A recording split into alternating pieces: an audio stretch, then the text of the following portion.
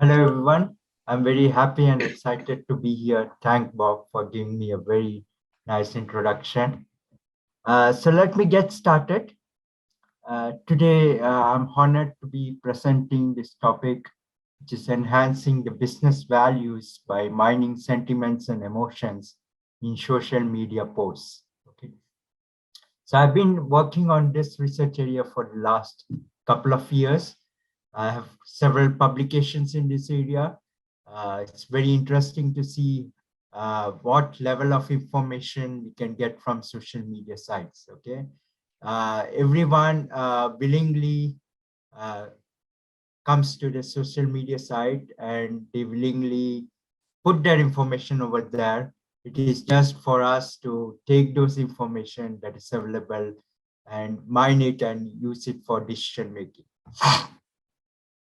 So first, let's see. Everybody nowadays go to social media sites, whether it is Twitter, LinkedIn, Instagram, YouTube, Google My Business, or Facebook, so on. You can see that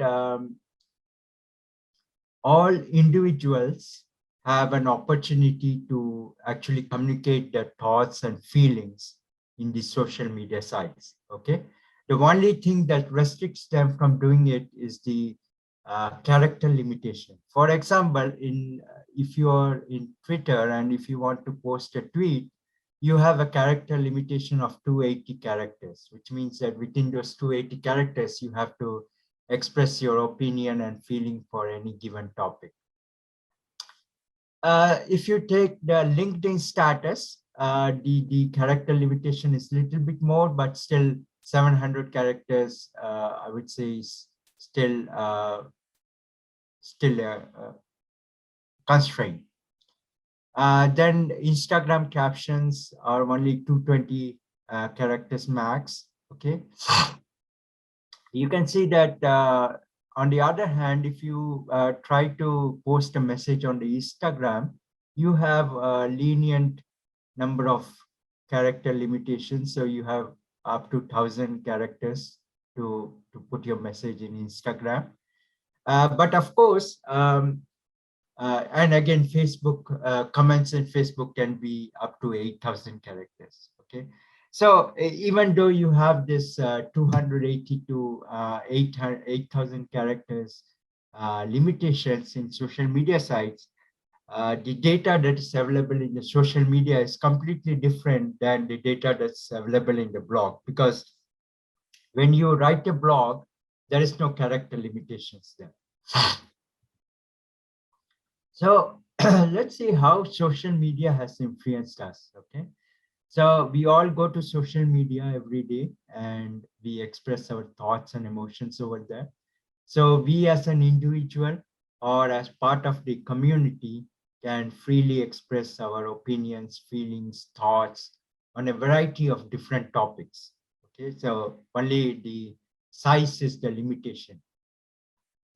So for example, in Twitter, individuals post tweet.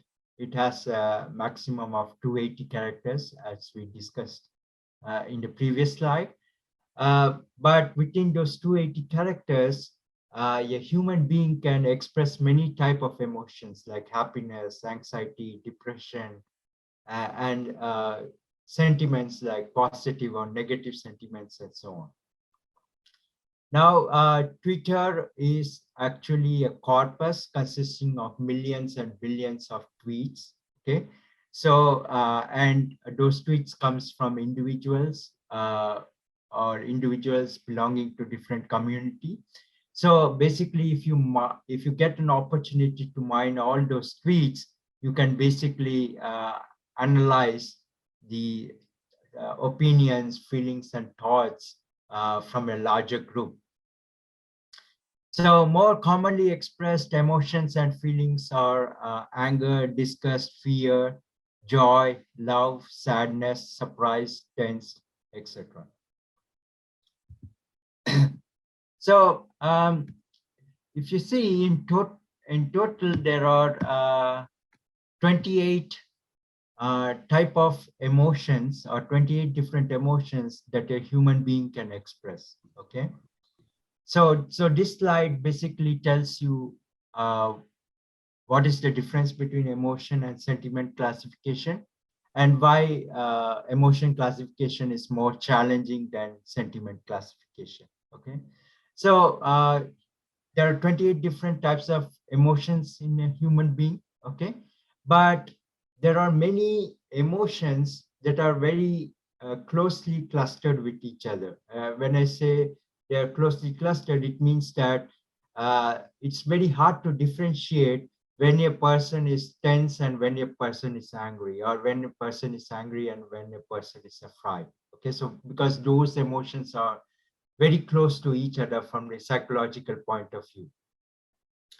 So Twitter is a large repository, as I mentioned previously.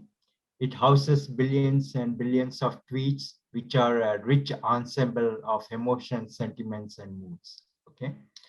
So given all the fact to you now that tweets in the Twitter have character limitations, there are different types of emotions that a human being can express. And also we have to keep in mind that in a single tweet, a human being can express many emotions. Okay, there's not that one tweet has only one emotion. There can be many emotions hidden within a tweet. Okay, so that's why if you take all those things into consideration, you will agree with me that emotion classification is a very challenging task, because you are trying to understand different emotions, and there are so many emotions, and some emotions are so close to each other that it's very hard to correctly classify. Okay, so there's a high chance that we might misclassify emotions in that particular case. Okay, but unlike emotion classification, sentiment classification is much simpler. Okay, it has only two classes, which means either a positive sentiment is expressed or a negative sentiment is expressed in a particular tweet. So it's very easy for us to differentiate between the positive and negative. Okay, now 28 emotions can be classified within positive sentiments and negative sentiments. So some emotions have positive sentiments and some emotions have negative sentiments.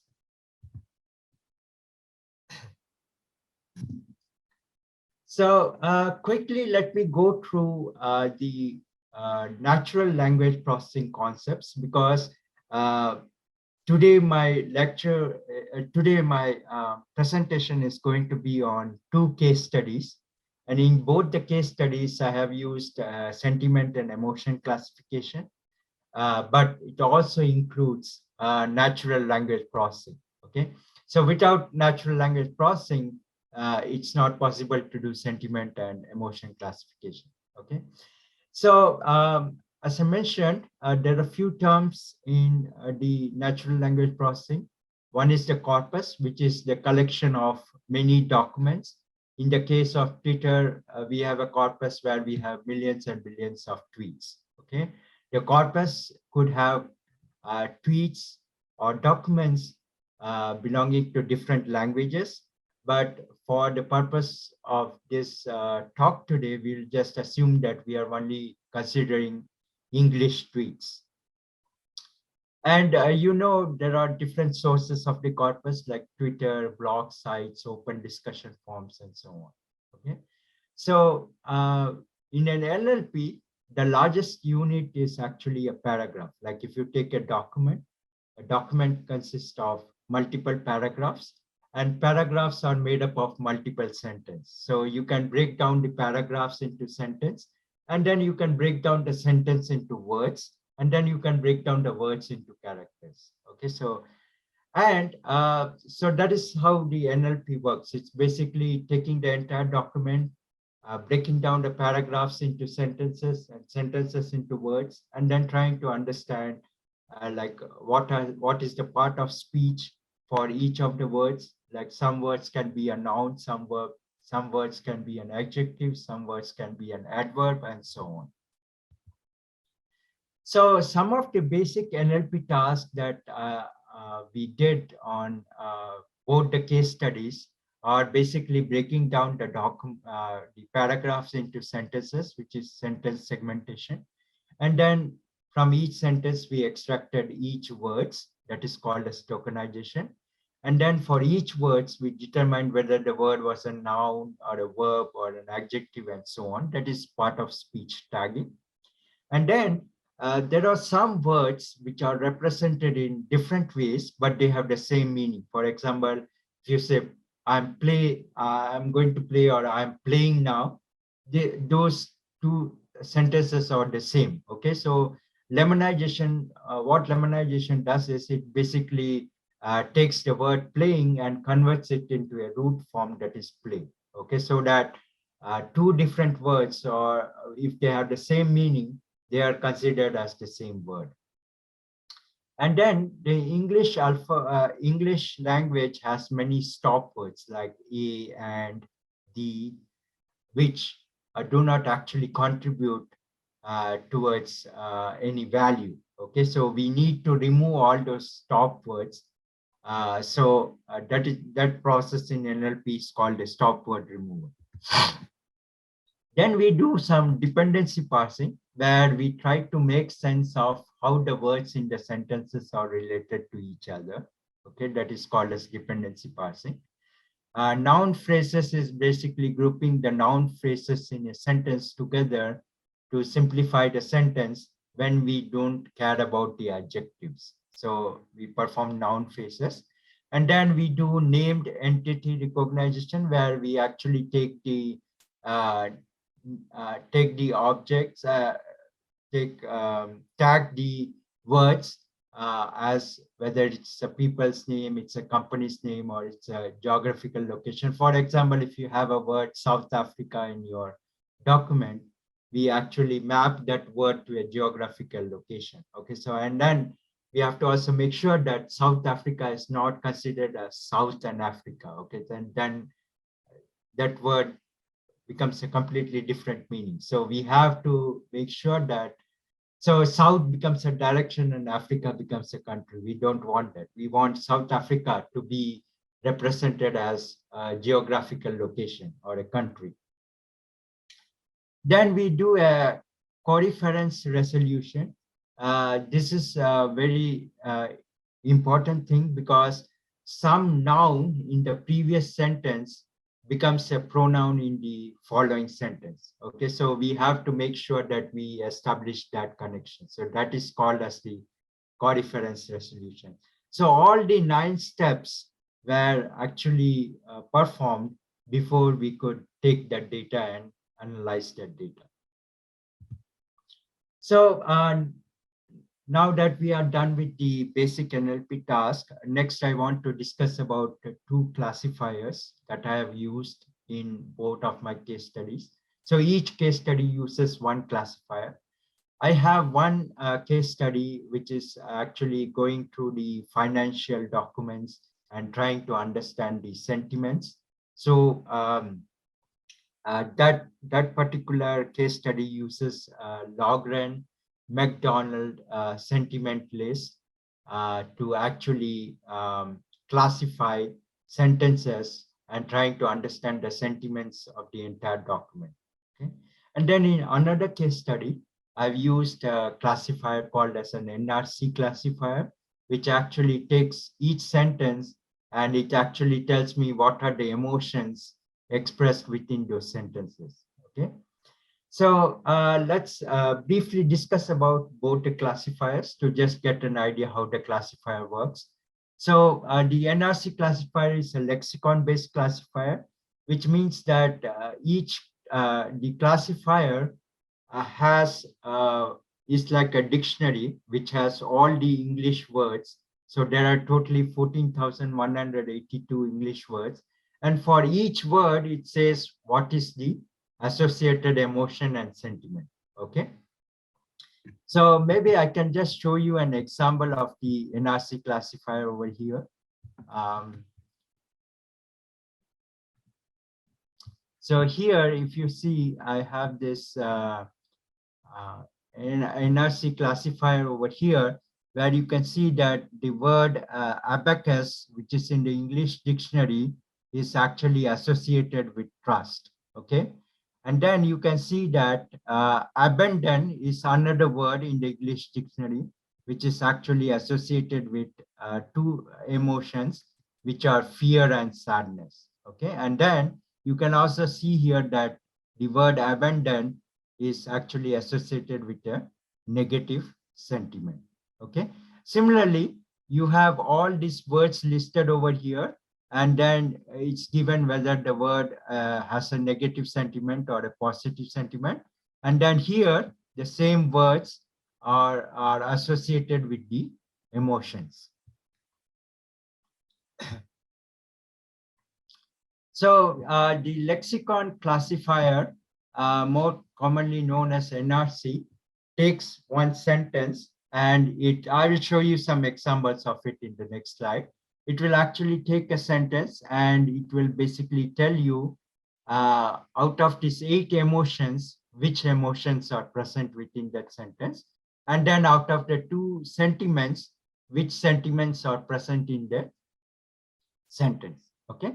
And basically how this classifier was created, there are 2 concepts. One is called as a strength of association, and other one is called as a point-wise mutual information. The point-wise mutual information actually tells you that how a particular emotion is associated with a particular word.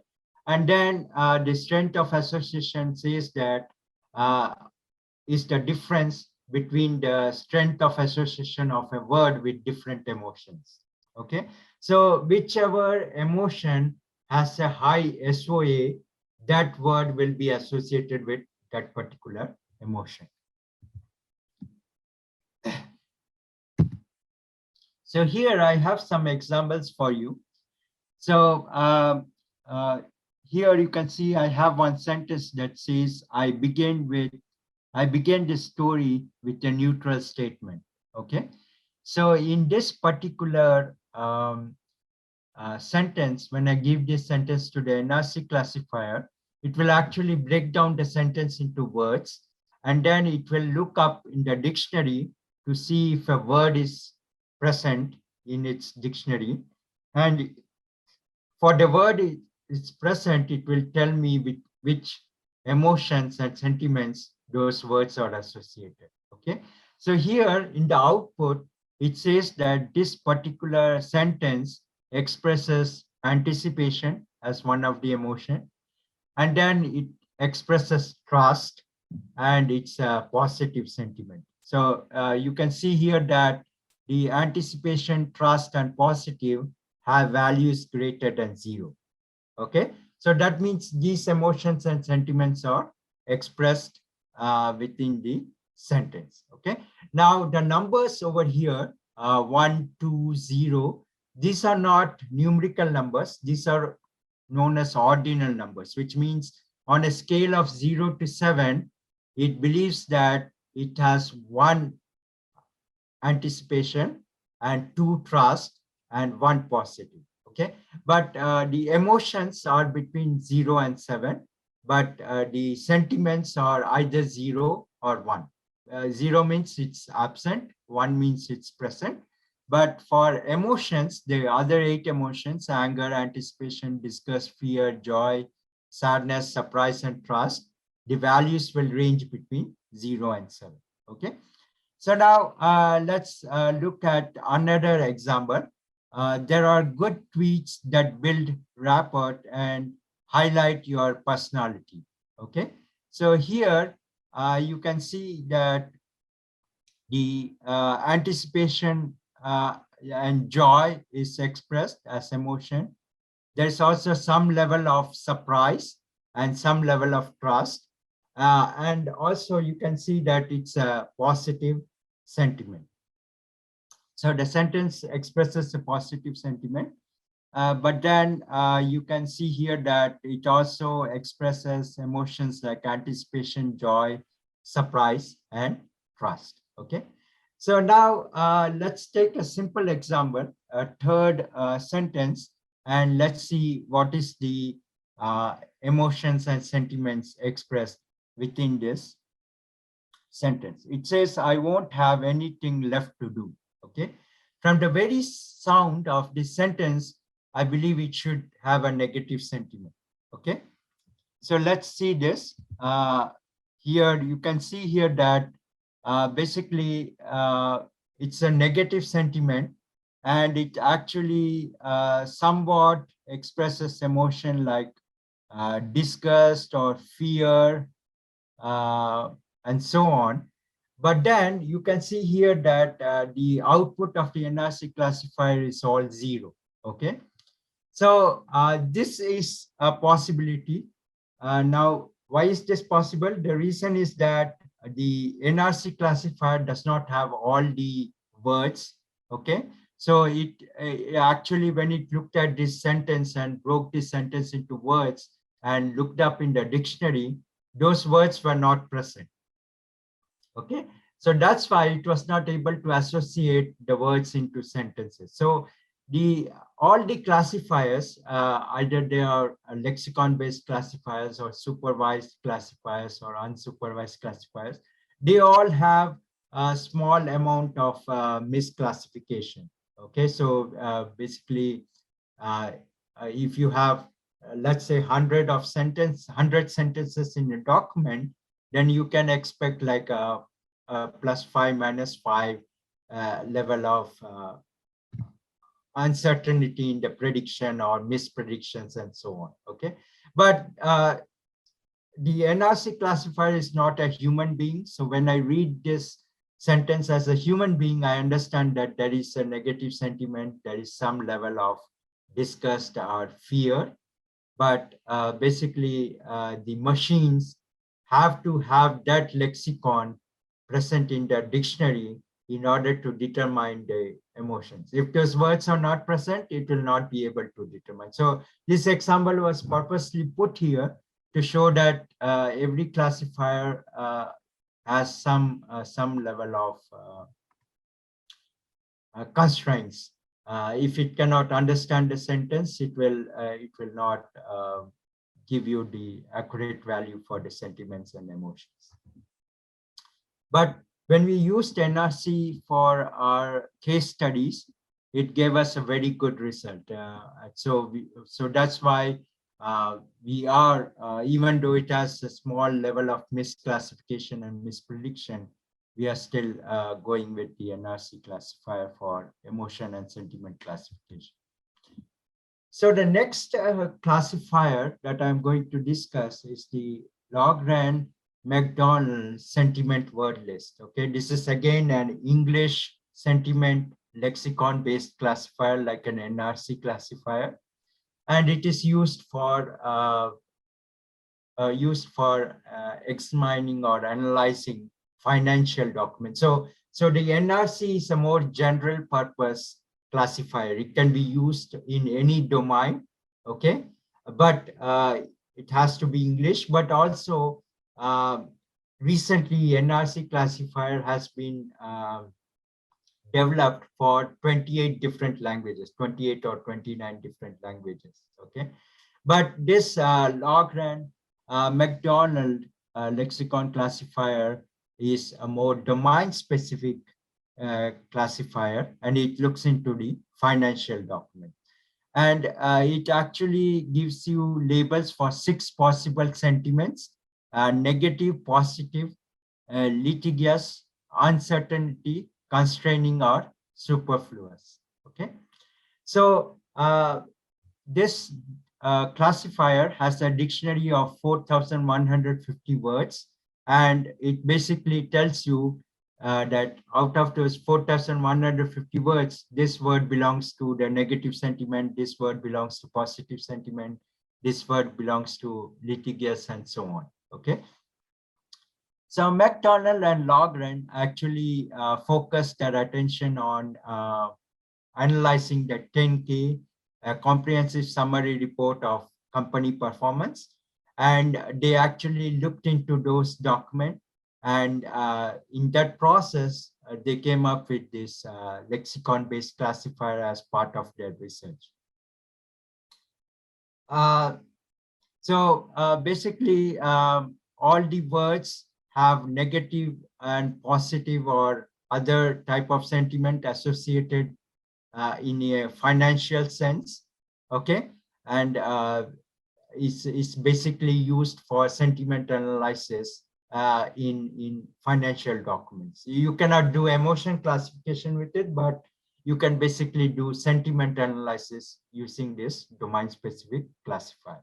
So this lexicon-based dictionary has different uh, list. Okay, so you have a list of all the negative words, a list of all the positive words, a list of all the words that express uncertainty.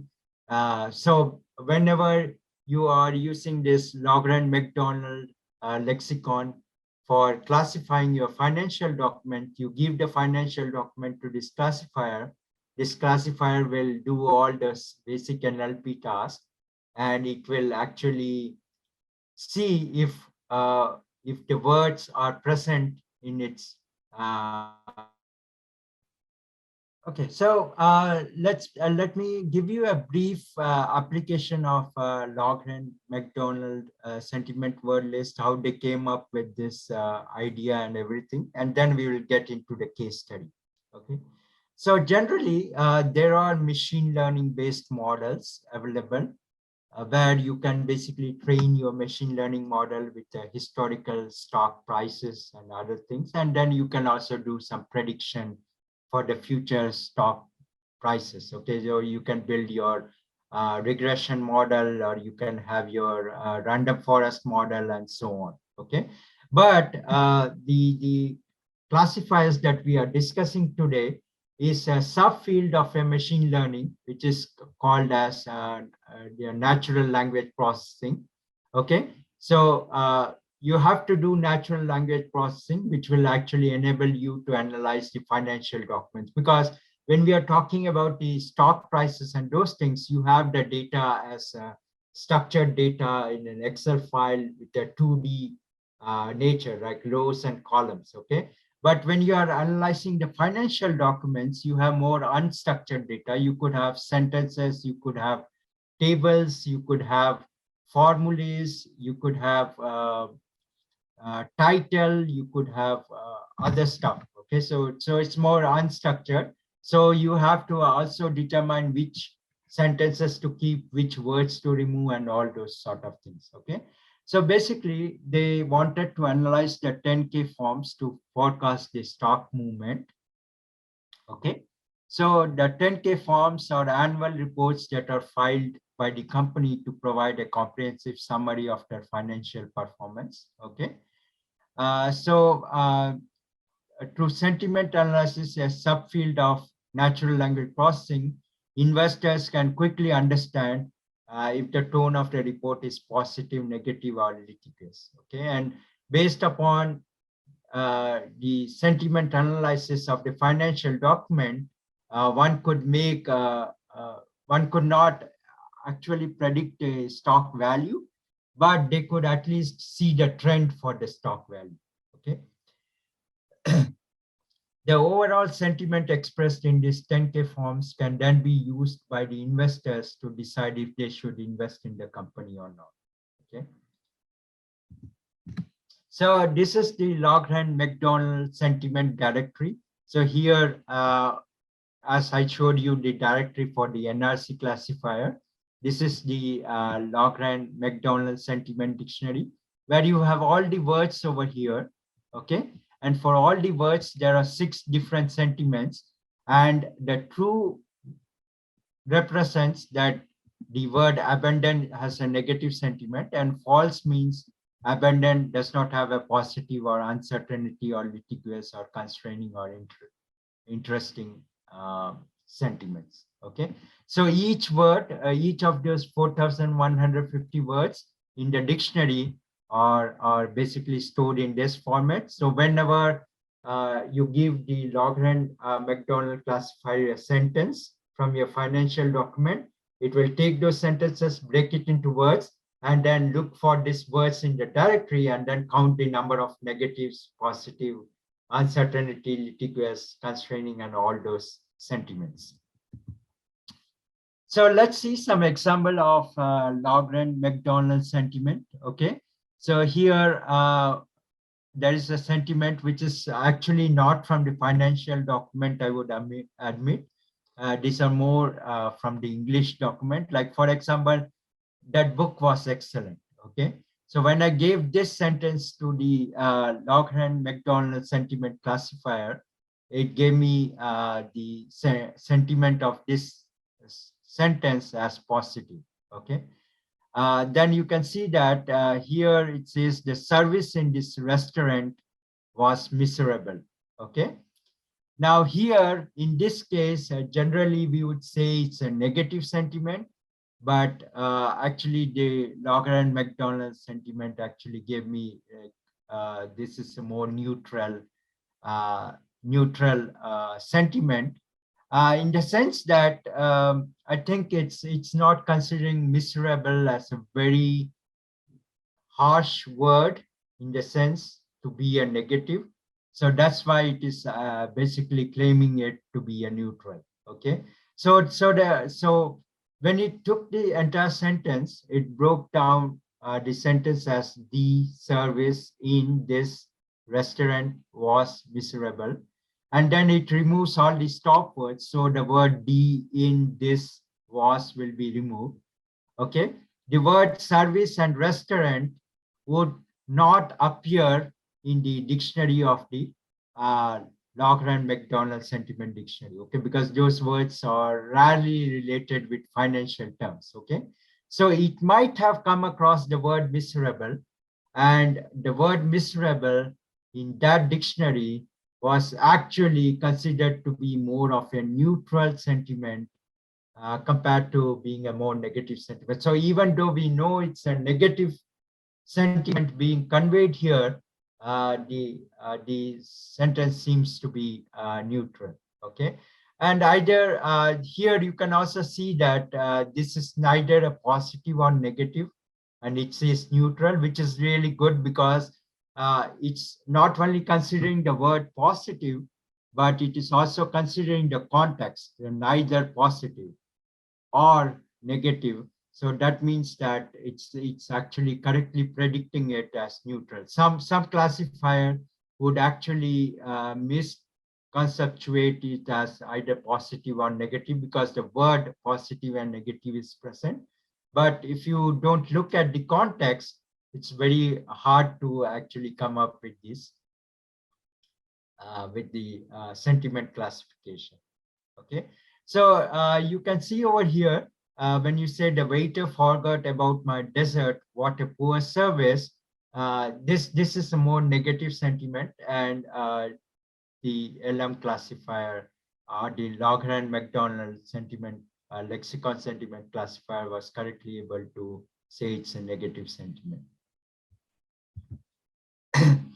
So very quickly, without wasting any time, let me get into the case study, because till now we have been laying the background for the case study. So these are the case studies that I'm presenting here today, or some of the work that students have done in the lab. So one of the study that we are currently pursuing, that is what I put in the front of the slide deck as the case study one, is we are actually going through the Warren Buffett's letter to his shareholders, okay? And we are actually trying to explore the sentiment landscape.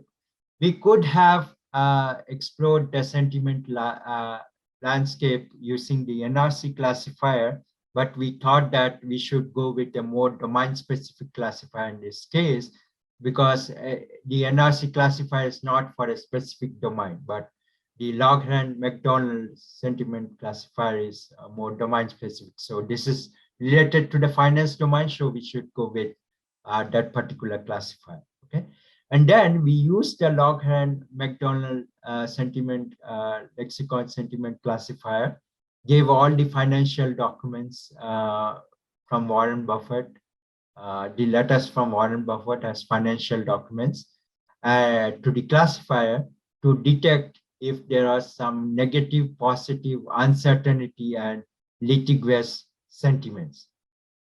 Okay, so letters were collected from the year 1977 till 2016. Okay, to actually paint sentiment landscape. So we wanted to see over the period of time, using the stacked line chart, we wanted to see how the sentiment has been over the period of time. Okay, so basic data cleaning was performed to get rid of undesirable characters and actually text that are not needed for sentiment analysis. So in the next slide, I'll show you how the document looks like. Okay, and then all the NLP tasks that were discussed before, they were all performed. Okay, so this is an example of the Warren Buffett sample letter to the stakeholder. So you can see this over here. This looks more like a financial document with a lot of information over here. So you have numbers, you have sentences, below you have some tables, and then you have some undesirable characters like this star mark, and then these lines over here and this dotted lines over here. So these are all the stuff that we need to clean before we get only the sentences.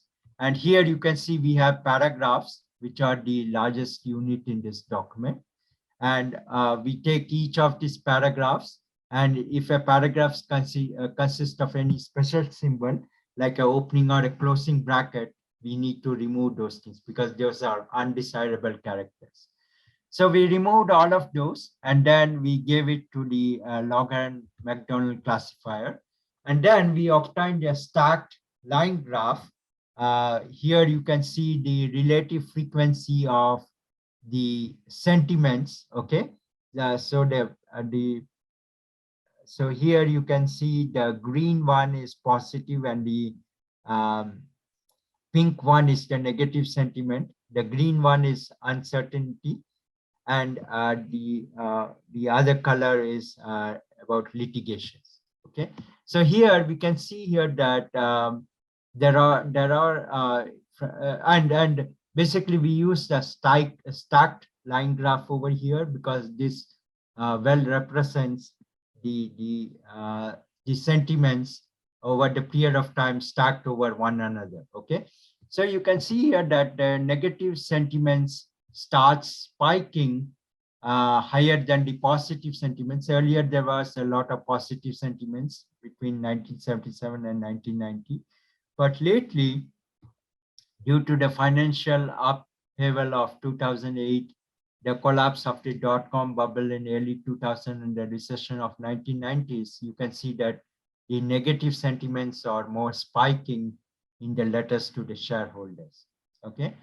And then the positive and negative sentiments are relatively dominating than the uncertainty and the litigious sentiments. Okay, so that's the help. That's why we use a stacked line graph, because we can see what emotions are dominating. Okay, so uncertainty and litigious sentiments are being over dominated by positive and negative sentiments. And then we also created bar charts where actually we wanted to see what are the words that are associated with different sentiments. So here you have negative sentiments, positive sentiments, uncertainty, and litigious. These are the four sentiments. And then for each sentiments, we have a list of words. Okay, the top words, and then the bar graph represents a relative frequency of the appearance of these words in the document. Okay, so the words related to positive and negative sentiments occur more frequently in the document when compared to the occurrence of the words related to uncertainty and litigious. Okay, so here you can see that basically if you take the frequency count of all the words, all the negative and positive words, and the uncertainty and litigious, you will see that the negative and positive sentiments have more frequency of the words of a single word appearing more times than the words that are associated with uncertainty and litigious. Okay, and then between the occurrence of positive and negative words, positive words occur more frequently than the negative words. Okay, So this was a little bit of a trivial thing that we are finding very hard to answer, that even though we see a lot of spike of negative words, but basically the frequency of the positive words are more.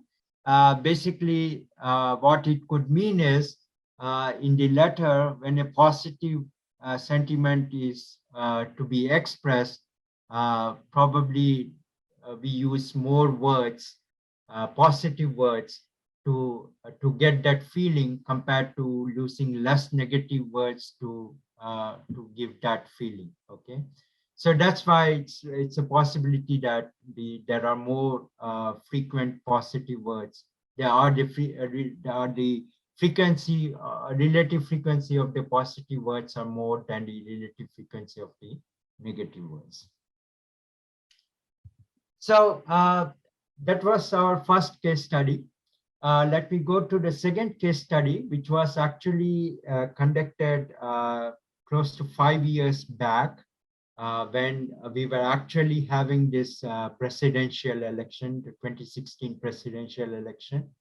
So we started working on this project by collecting tweets from Twitter related to Hillary Clinton and Donald Trump. Okay, so this was the tweets that were collected for the 2016 presidential election. And we used the following Twitter handles, @Hillary Clinton and @real Donald Trump as the Twitter handles for collecting the tweets. And you can see here that the tweets were collected for 6-week period. I mean, just 6 weeks before the election. So, which is, we started our data collection on 26th of September, and we collected the tweets till 7th of November. Okay, and on 8th of November, we actually knew who was the president, who was the nominated president in 2016. Okay, so we collected all the tweets 6 weeks before the election. Okay, we ended up with collecting 25 million tweets, and we chose to collect tweets from 15 states. Okay, where we divided the states into 5 red states, 5 blue states, and 5 battleground. So that's how we came up with those 15. We randomly picked up 15 states, such that 5 states belong to the red states, 5 states belong to blue state, and 5 states are the battleground. Okay, and then as I mentioned before, we used non-domain specific general NRC classifier to determine 8 different emotions, including anger, anticipation, disgust, fear, joy, sadness, surprise, trust, and 2 sentiments, negative and positive, in each of the tweets. Okay, so using the sentiment classes, we actually predicted the swing direction of each state. Okay, so in the next slide, I will give you 2 strategies that we use to actually determine the swing direction of the state to the candidate. Okay, so what we did is, across each state, we determined a net positive score for each candidate, which is actually the difference between the fraction of the positive sentiment tweet to the total tweet, and the fraction of the negative sentiment tweet to the total number of tweets. Okay, and then we predicted that a state would swing in favor of a candidate if a candidate receives the highest number of net positive tweets. Okay, so the entire idea of this analysis was, we were actually trying to use the Twitter feeds or the tweets from the Twitter as a proxy for the votes. Okay, so we saw that, let's see, for each candidate across each state, let's see how many positive tweets are there and how many negative tweets are there. And we normalized it with the total number of tweets so that we get the normalized score. And then we tried to figure out if a candidate has a net positive score or a net negative score. Okay, if there is so when we did the positive minus negative, if it is a positive value, then it means that the candidate has more positive tweet. And if it is a negative, it means that the candidate received a more negative tweets. Okay. So here you can see the table one over here where we did our predictions. Okay. So in the first column, you can see all the states, all the 15 states that we looked into. And of course, we looked into some controversial states like Pennsylvania, Michigan, New Hampshire, Wisconsin, and all those places. Okay, so we didn't know earlier that those states will be a controversial states, but later, when the election results were out, we knew that those were controversial states, but we already had those states, so we were good on that side. And then we computed the net positive score for Hillary and Trump across all the states over here. Okay. And then we predicted the margin where we divided, where we got this value for the predicted margin by subtracting the net positive score of Trump with the net positive score of Hillary. Okay. So that's how we did. And then if it was negative negative output, we changed that to Republican. So that is why we put an R over there. And if the net score was a positive, we put it as a Democratic. Okay. And then based upon this one, assigning this R and Ds over here, we actually predicted our results where we said that in Alabama, it is likely to be a Republican state. Okay. California is likely to be a Democratic state. Florida likely to be a Republican state, and so on. Okay. And then here, after the election was over, we have this actual margin, which is the actual margin of the difference of the votes.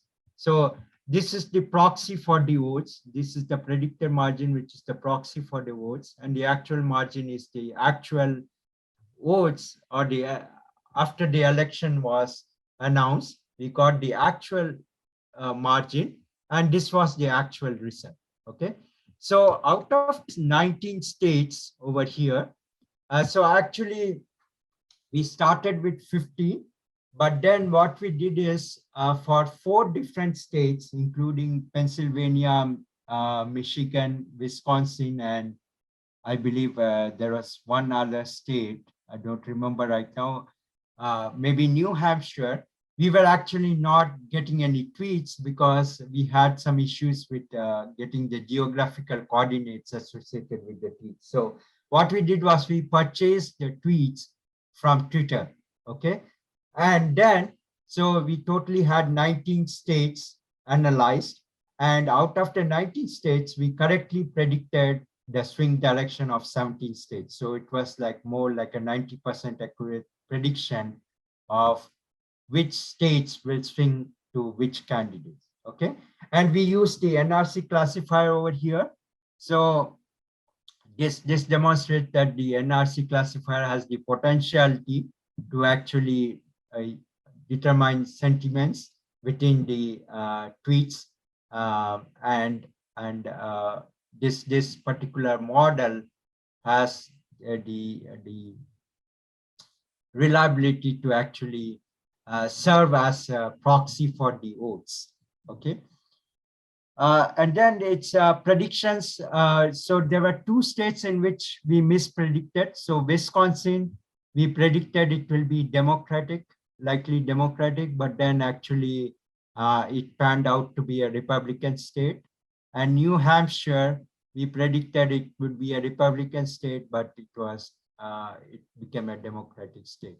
So in these 2 places, we actually had misprediction, but in the places where we had misprediction, the margin was less than 1%. Okay, so here you can see over here that the actual margin over here is less than 1%, which means that they were very close, and the only places where the NRC classifier actually failed to paint the exact landscape was in the states where the margin was less than 1%. So that's one another interesting and observation that says that if the margin of error is more than 1%, or if it is less than 1%, then NRC classifier has some amount of misprediction. So, but getting that low margin of error is really good. And then what we did is we also compared our results with the pollsters' prediction, okay? And you can see over here that the dark ones were where the pollsters actually misclassified. So they were, they actually could only classify 15 out of 19 states correctly, the swing direction of the 15 of the 19 states, okay? So almost all the pollsters incorrectly predicted the swing directions for the states of Florida, Wisconsin, Pennsylvania, and Michigan, okay? Suggesting that, and those were the states where we correctly predicted, okay? So that's why we came up with this conclusion that the performance of the NRC classifier is superior when compared to that of the predictions from the pollsters. So let me quickly go through the emotions, and there is a story to tell over here. So we analyzed the tweets for Donald Trump and Hillary Clinton, and we performed a weekly emotions. We classified those the emotions within those tweets. And we just looked at the tweets with the tweets that expressed trust for the different candidates, okay? So, and then we tried to see for Hillary and Trump, how this trust actually, using a line graph, we actually see how the candidates were experiencing trust and disgust from the citizens, okay? So here you can see here that when Hillary actually, and then we mapped it with the timeline when some important event took place. So here you can see that in the beginning, Hillary had more trust compared to Trump, but somewhere in the midway, it changed. So there was really a roller coaster ride over here, okay? And then gradually you can see Trump building up the trust as he gets just 4 weeks away from the election. But then when the second presidential debate was over and Hillary did a really good job, people started trusting her, okay? And then she was riding on that trust until the point when the FBI started to reinvestigate on the Hillary's email scandal, okay?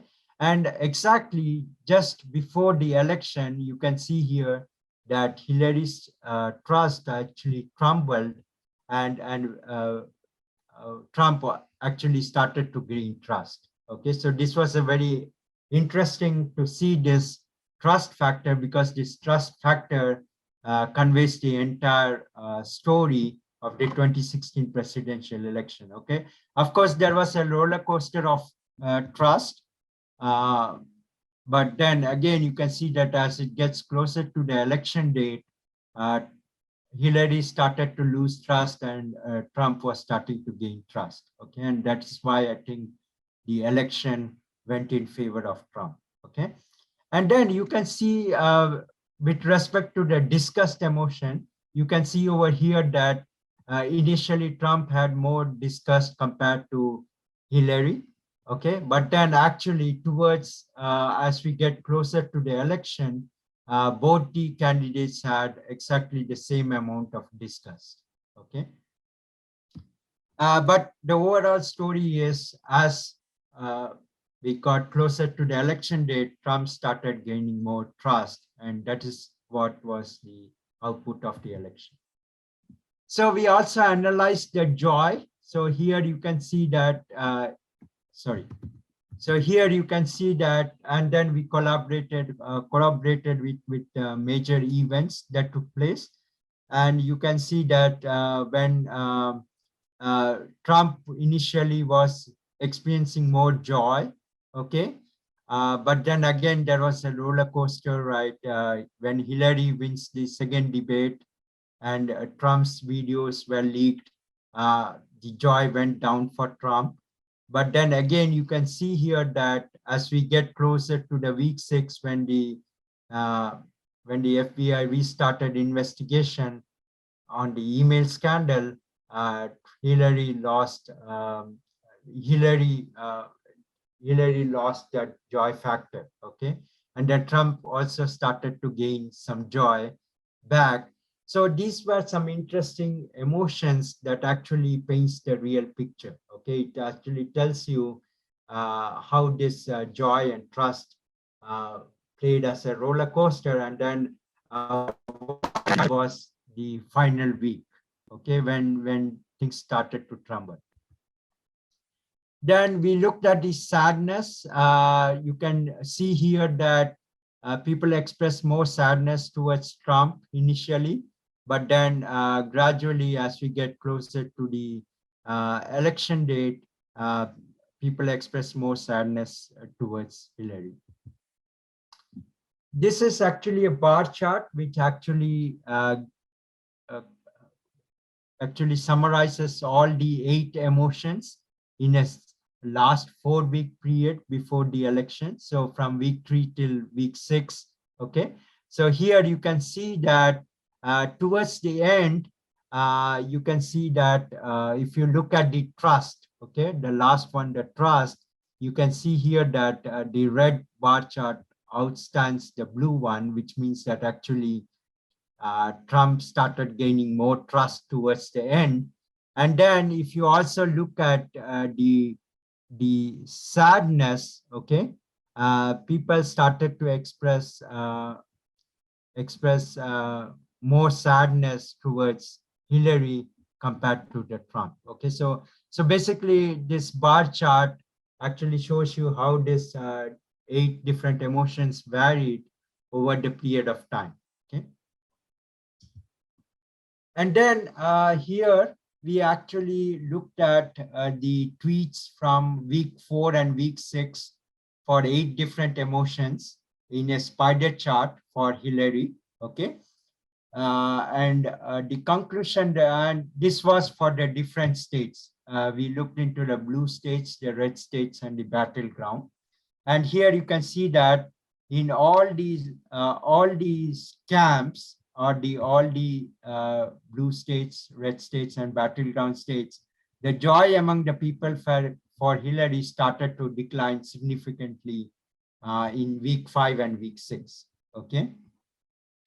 Overall, people were not so angry and disgusted or sad with Hillary, but the but the joy and trust for her started to decline significantly as we get closer to the week 6. Okay, so that is where Hillary started to lose that trust that she had initially built on towards the end.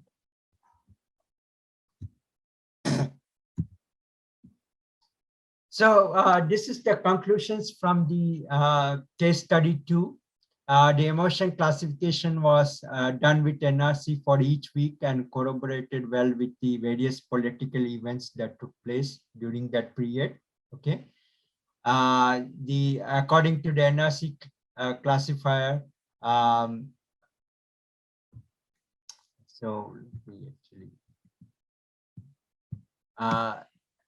so according to the NRC classifier, the people in all the camps were much happier with Hillary than with Trump until week 4.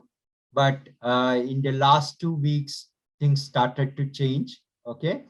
And after the 4th week, people were very unhappy with both the candidates, but people were relatively happier with Trump than with Hillary during the final week of the election. Okay, and we saw this result from NRC consistently over all the different emotions. Okay, so that's why we actually came up with this impression that the NRC classifier, not actually in the political domain, it's a very general purpose lexicon-based classifier, but it really did a good job in doing prediction in the politics domain. So important notes to take away is using a lexicon-based classifier, we can analyze and understand the swing in the emotions among people on Twitter. Okay.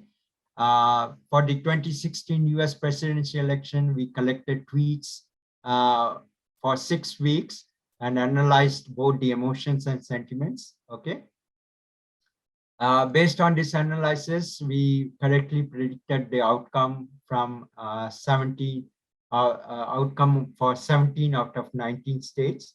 And actually, wherever in these 2 states, Wisconsin and New Hampshire, where we had a misprediction, actually in those states, the competition was very close. Okay, the error of margin was less than 1%. So with that, I want to conclude my talk. This is, I want to thank you for providing me this opportunity to present my talk over here. This is my, Bob already gave all of you a very nice introduction about me. Here you can here you have my phone number and my email ID. So if you're interested to get in touch with me to discuss about any of the topics related to NLP classifiers or, related to the NLP tasks or the lexicon-based classifiers, I will be more interested to hear from you. Okay. You can try to reach out to me by email. I'm pretty quick in responding to the email. So yeah, thank you. Thank you, Dr. Srinivasan. Eleanor, do you have questions for us from the audience? We do have 2 or 3, and then you can have yours. We have Morris asking, is this causation or correlation? Morris, are you still with us? Okay. And Joe, yes, I'm sorry, Eleanor. Not quick enough on the click. Yeah, just fascinating stuff there on the election, but how do you know if it's correlation or causation? Or do you? Which slide are you referring to? Well, the fact that it's people were angry or sad or didn't trust. I'm with you, but does that just correlate to the eventual outcome, or did it cause the outcome? We don't really know, do we? I think it correlated the outcomes. You are basically talking about the events, right? Right. So if a candidate had a higher trust rating, well, I don't know if it's the cause of why she lost, as much as it is just, I don't know, correlated to the fact that she lost. Sorry, can you repeat that again? I couldn't get that. Sorry, so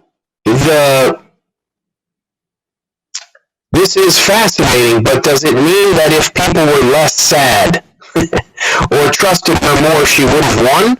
We don't really know that, do we? Yeah, we basically don't know that, but it's more like a correlation over here because we are just seeing that the emotions that are being demonstrated in those tweets is actually a proxy for the votes, right? So I think it's more like a correlation over here. So what you're saying, Satish, is it's a correlation that you think relates to cause, mm-hmm. but there's no way to prove it at this point. Yeah. Well, thank you.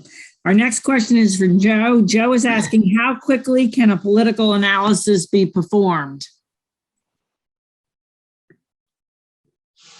So basically what we did was we actually have a big data pipeline, which actually goes to tweets, and whenever we actually specify the handle, it will actually keep listening for the tweets from the Twitter. And then whenever a tweet is posted with that particular handle, it will stream in that tweet, and it will actually perform classification on a single instance of tweet, and it will update the dashboard. So this can be done more like a streaming purpose, or it could be done as a batch processing also. So like you can wait till the end of the day, collect all the tweets, and then perform sentiment analysis on that. So did I answer your question? Yes, I think so, if Joe's still with us. Matt, you still there, Joe? So, yeah, so, I mean, and so really you're doing it in near real time. Yeah. So there's a business there. There's a business there. Actually, Joe, there already are businesses in this. There's a company called Lightfolio that does it for investment analysis. Okay. They're monitoring tweets in terms of individual companies to measure propensity, the number of mentions of expecting to buy, purchase intent, and then satisfaction after purchase, looking for outliers within each industry as an indicator of likely better performing stock. And they're admittedly, per Morris's question, they're correlations, but what they seem to be showing is that these correlate so often it's useful as a predictor. Exactly. Yeah, right. I mean, you know, on the political side, this will give you a near real-time indication of how you're doing. It'll be interesting to see if the TV broadcasters start to use this. Yes. There you go. Our next question. I care about the broadcasters. I care about the candidates and you know, what that could mean. So. Well, we won't see them using it, so we won't know, but we will be able to see the broadcasters. Bob, if you could please put the name of that company in the chat. We've got people asking for the name of that. Sure. Our next question from Matt is the emerging topic of ethics in NLP being addressed? Is the emerging topic of ethics in NLP being addressed? So is it related to like, can we analyze the documents that are available in the public domain? Is that the question? I believe Matt, I don't know if Matt Sinelli is still with us or not. That's how I interpreted it. Yeah, anything, any data that is obtained in the public domain is available for research purposes.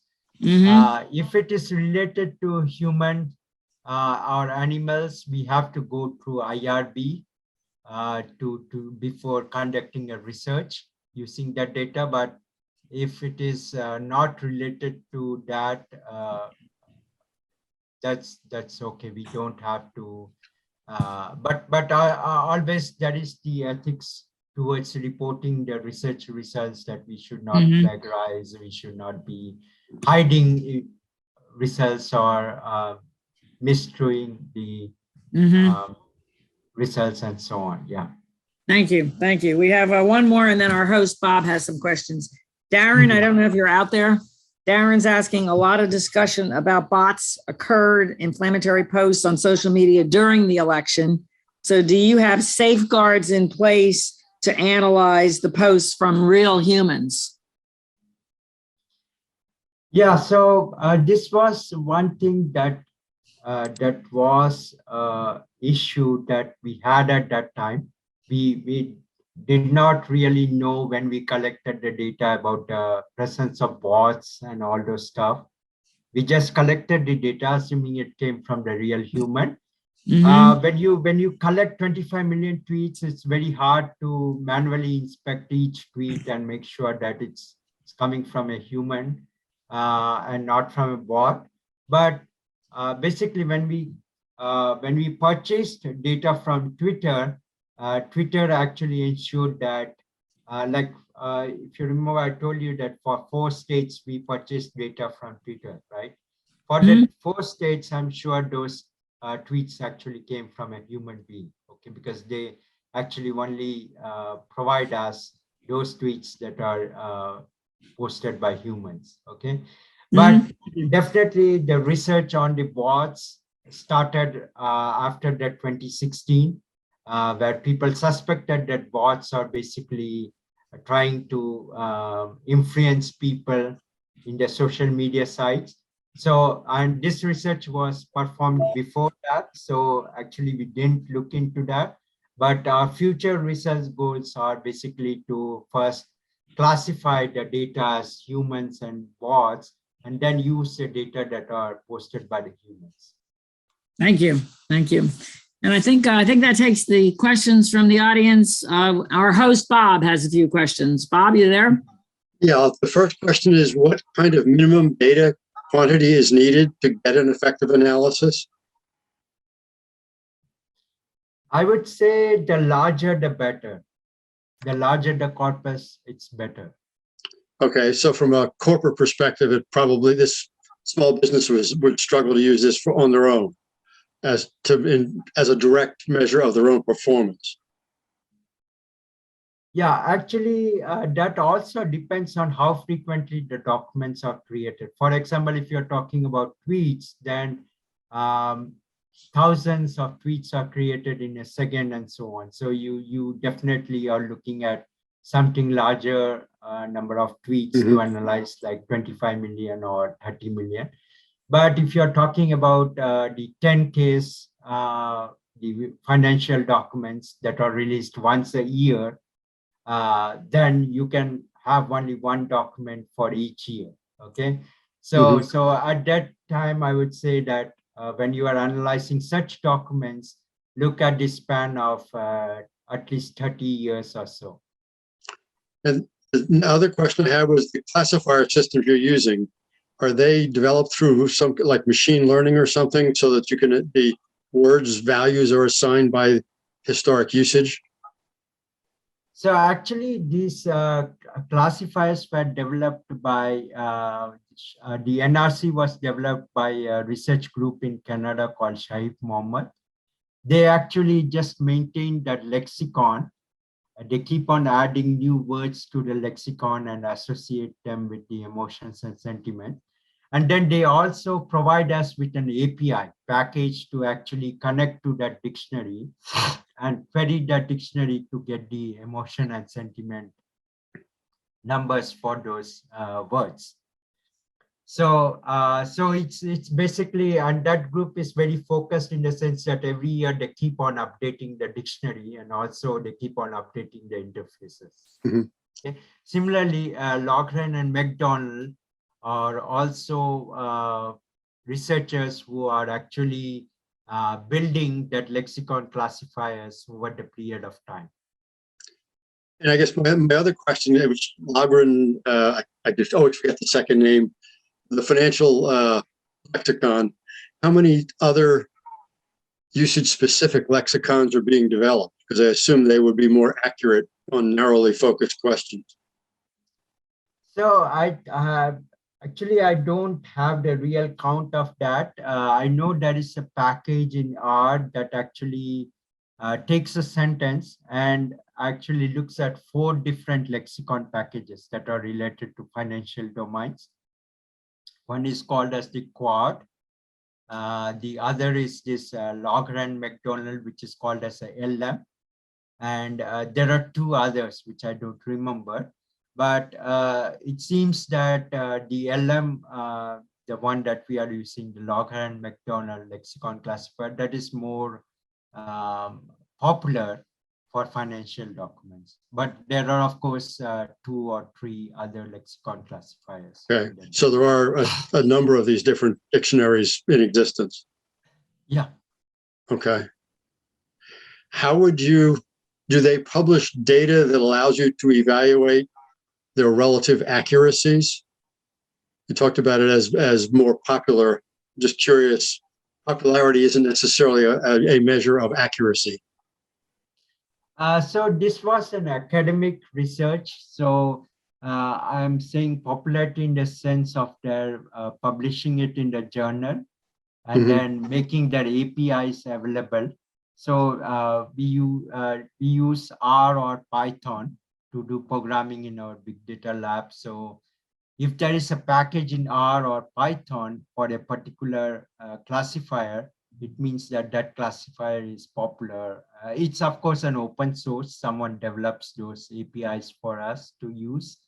Okay. But that's how I say they are popular, because we have the APIs to actually interact with the dictionary and query the dictionary. Okay. Thank you. Does anyone else have any other questions at this point? Beacon is the premier executive networking organization serving the Mid-Atlantic region. To learn more, go to beaconforlife.org.